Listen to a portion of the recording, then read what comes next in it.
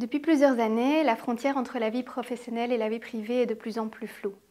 Il nous est déjà tous arrivé de rentrer à la maison après notre journée de travail et de quand même vite consulter quelques mails sur notre ordinateur portable.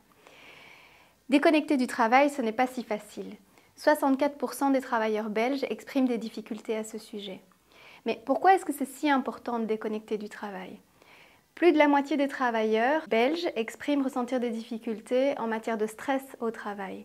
Or, le stress peut avoir un impact négatif tant sur notre bien-être physique que mental. Déconnecter du travail permet de diminuer ce stress et donc d'en éviter les conséquences négatives. Ça a également d'autres avantages. Les travailleurs qui déconnectent en suffisance sont mieux concentrés au travail, mieux motivés, mieux productifs et ont de meilleurs résultats. C'est donc dans tout l'intérêt de l'employeur également de définir une politique en matière de déconnexion.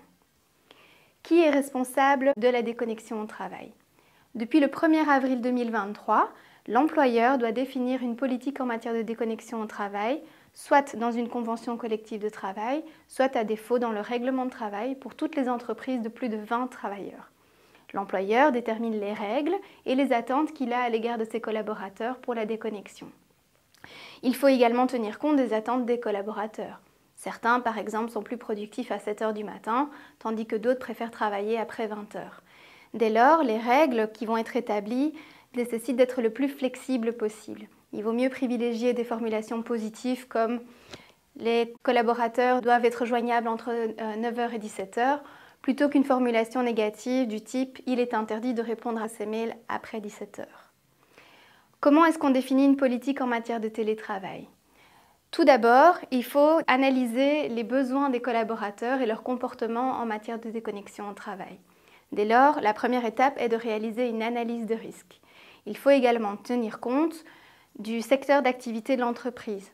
Un collaborateur qui travaille comme ouvrier de production n'aura pas les mêmes difficultés à déconnecter en comparaison à un employé de bureau, par exemple. Une fois que la politique est définie, il faut également sensibiliser le personnel et la ligne hiérarchique sur cette politique. La communication est une étape importante pour permettre le changement en matière de comportement. Par exemple, on peut mettre en place des petites réunions toolbox à ce sujet. Enfin, la définition d'une politique ne suffit pas, il faut également la garder vivante et la faire évoluer au cours du temps. C'est pour cette raison qu'il est nécessaire de réévaluer régulièrement cette politique et de faire éventuellement des ajustements nécessaires.